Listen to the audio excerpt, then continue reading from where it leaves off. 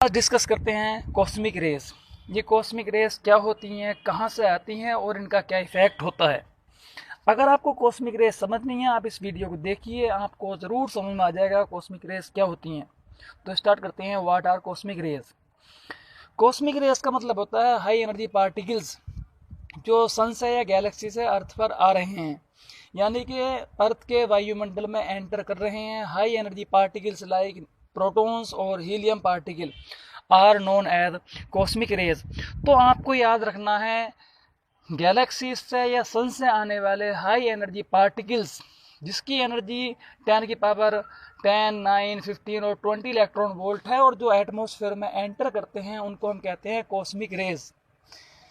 तो मुझे उम्मीद है आपको कॉस्मिक रेज क्या होता है समझ में आ गया होगा। एक बार फिर से रिपीट करते हैं।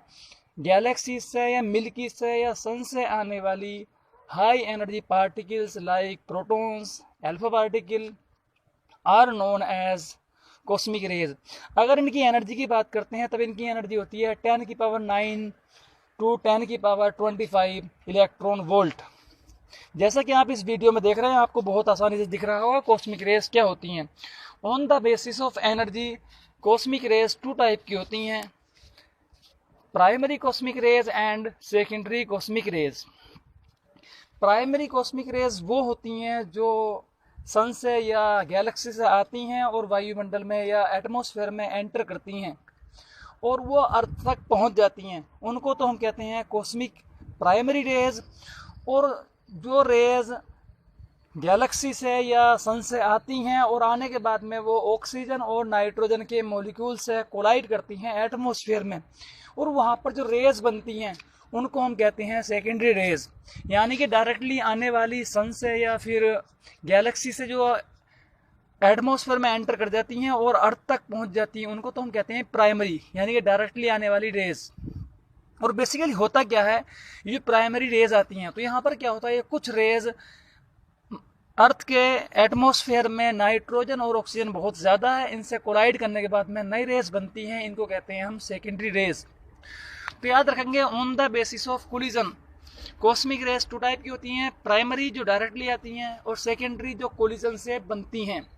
कोलिजन करने के बाद में वहाँ पर जो नई रेज मिलती है उनको बोलते हैं हम सेकेंडरी रेज। जैसा कि आपको यहाँ पर दिख रहा है, गैलेक्सी से आने वाली रेज अर्थ पर पहुंचती हैं, दैट मीन्स प्राइमरी रेज। और उन रेज से कुछ रेज क्या करती हैं, कोलाइड करती हैं, टक्कर करती हैं। किससे टक्कर करती हैं? ऑक्सीजन और नाइट्रोजन के मॉलिक्यूल से, और यहाँ पर नई रेज मिलती हैं, उनको कहते हैं हम सेकेंडरी कॉस्मिक रेज।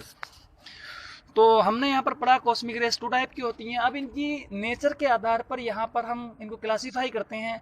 जैसे बात करते हैं यहाँ पर, अगर कोई कॉस्मिक रेज का एक पार्टिकल या फिर एक कॉस्मिक रेज किसी नाइट्रोजन या ऑक्सीजन के एटम से या मॉलिक्यूल से टक्कर करने के बाद में, कोलिजन करने के बाद में यहाँ पर बहुत सारी रेज मिलते हैं, तब उसको हम बोलते हैं एयर शॉवर। जैसा कि आप यहाँ पर देख रहे हैं बहुत सारी रेज मिली, एयर शॉवर, यानी कि यहाँ पर बहुत सारी रेज किसी एक ही पार्टिकल से। और याद रखेंगे, अगर कोई हैवी कॉस्मिक रेज यानी कि जिसकी एनर्जी बहुत ज़्यादा है, अगर वो एटमॉस्फेयर में एंटर करता है और नाइट्रोजन और ऑक्सीजन के मॉलिक्यूल से कोलाइड करता है, तब यहाँ पर क्या होता है, बहुत सारी कॉस्मिक रेज निकलती हैं, सेकेंडरी कॉस्मिक रेज। इनको हम कहते हैं कैस्केड एयर शॉवर। याद रखेंगे कैसे, जैसा कि आप यहाँ पर देख रहे हैं इस वीडियो के अंदर बहुत सारी, तब आप यहाँ पर देख सकते हैं अगर कोई पायोन्स या मैसोन्स, क्योंकि यहाँ पर जब ये कोलिजन होता है तो यहाँ पर बहुत सारी रेज, बहुत सारे पार्टिकल निकलते हैं, जैसे electrons, protons, positrons, gamma rays. तो याद रखेंगे अगर कोई म्यून्स, न्यूट्रल पायोन्स या मैसोन ब्रेक होता है, कोलाइड करता है, तब वहाँ पर निकलता है इलेक्ट्रॉन और पॉजिट्रॉन। तो आपको, मुझे उम्मीद है, बहुत अच्छे समझ में आया होगा कि एटमॉस्फेयर में कितनी घटनाएं होती हैं और कैसे होती हैं। यानी कि जब कॉस्मिक रेज एटमॉस्फेयर में एंटर करती हैं तो वहाँ पर बहुत सारे नए पार्टिकल्स वहाँ पर क्या होते हैं, क्रिएट होते हैं, और बहुत सारे पार्टिकल्स वहाँ पर क्या होते हैं, डिस्ट्रॉय होते हैं। यानी कि इस एटमॉस्फेयर में एनालिसिस और क्रिएशन चलता रहता है, यानी कि पार्टिकल का बनना और टूटना। जैसा कि आप इस वीडियो में देख रहे हैं, यहाँ पर आपको बहुत सारे पायोन्स हैं, मैसोन्स हैं और न्यूट्रिनो हैं, एंटी न्यूट्रिनो है, इलेक्ट्रॉन है और गामा। ये सब पार्टिकल कहाँ पर हो रहे हैं, क्यों हो रहे हैं? जब कॉस्मिक रेज नाइट्रोजन और ऑक्सीजन के मॉलिक्यूल से कोलाइड करते हैं तब वहाँ पर बहुत सारे पार्टिकल्स मिलते हैं, जैसे मेसोन, पाई पॉजिटिव, पाई नेगेटिव, पाई न्यूट्रल, या फिर न्यूट्रिनो या म्यून्स। तो आपको यहाँ पर दिख रहा है कि जो सन से कॉस्मिक रेज आती हैं वो किस तरीके से आती हैं, और याद रखना ये मैग्नेटिक फील्ड में इफेक्ट भी होती हैं। क्योंकि अगर बात करते हैं, अर्थ का मैग्नेटिक फील्ड होता है और अर्थ के मैग्नेटिक फील्ड से बहुत सारी रेज इफेक्ट हो जाती हैं और वो अर्थ तक नहीं पहुंचती। जबकि अगर बात करते हैं न्यूट्रिनो की, न्यूट्रिनो होता है चार्जलेस और वो आसानी से अर्थ तक पहुंच जाता है। याद रखेंगे जो पार्टिकल चार्जलेस होते हैं वो अर्थ तक बहुत आसानी से पहुंच जाते हैं, जबकि जो पार्टिकल चार्ज होते हैं उन पर इफेक्ट आता है, क्योंकि मैग्नेटिक फील्ड में चार्ज पार्टिकल इफेक्ट होते हैं। तो जैसा कि आप यहाँ पर देख रहे हैं पाई पॉजिटिव, पाई न्यूट्रल। अगर पाई न्यूट्रल की बात करते हैं, वो कोलाइड करता है तो वहाँ पर निकलते हैं दो गामा रेज, और गामा रेज वहाँ पर से ब्रेक होता है, खत्म होता है, तब क्रिएट होता है, तब वहाँ पर निकलता है इलेक्ट्रॉन और पॉजिट्रॉन।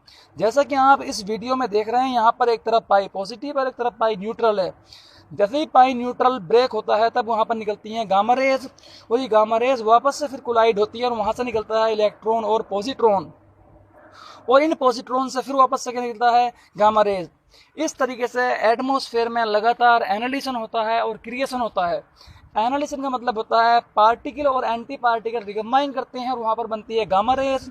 और जहाँ पर गामा रेज किसी मॉलिक्यूल से लाइक ऑक्सीजन या नाइट्रोजन, और वहाँ पर निकलते हैं इलेक्ट्रॉन और positron. Electron means electron particle, positron means anti particle.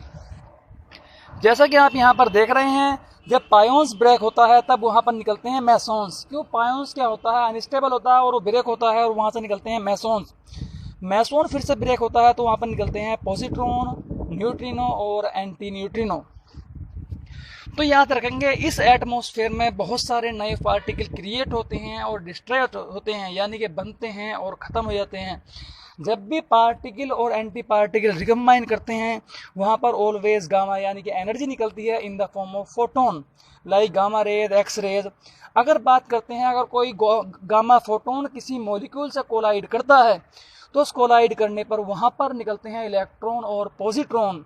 तो इलेक्ट्रॉन और पॉजिट्रॉन के बनने को हम कहते हैं क्रिएशन, यानी कि जहाँ पर पार्टिकल और एंटी पार्टिकल बनते हैं वहाँ पर तो हम उसको कहते हैं क्रिएशन, और जहाँ पर ये दोनों पार्टिकल रिकम्बाइन करते हैं और वहाँ पर निकलती है गामा रेज, उसको कहते हैं एनालिसिस। जैसा कि आप इस वीडियो में देख रहे हैं, तो यहाँ पर ये बहुत सारे पार्टिकल इस एटमॉस्फेयर में बनते हैं और ये सभी किसी के रीजन से होते हैं। तो याद रखेंगे ये सब के सब होते हैं cosmic rays. Once again I repeat, cosmic rays क्या होते हैं? बहुत हैवी एनर्जी के पार्टिकल्स होते हैं जो सन से या फिर गैलेक्सी से अर्थ एटमॉस्फेयर में आ रहे हैं, और ये लगातार कोलाइड करने पर बहुत सारे पार्टिकल्स हमको मिलते हैं।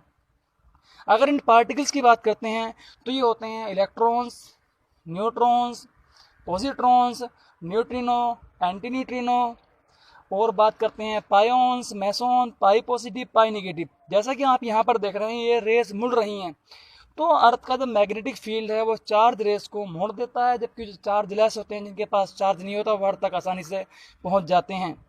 मुझे उम्मीद है आपको ये कॉस्मिक रेस बहुत अच्छे से समझ में आ गई होंगी। अगर नहीं आई तो आप एक बार इस वीडियो को फिर से देख सकते हैं और मेरे लेक्चर को बहुत अच्छे से सुनेंगे। Thank you. एक बार फिर से रिपीट मैं कर देता हूँ। यहाँ पर आप देख रहे हैं इस डायग्राम के अंदर बहुत सारे यानी कॉस्मिक रेज आई और मॉलिक्यूल से इंट्रैक्शन किया, कोलाइड किया, और यहाँ पर बहुत सारे पार्टिकल्स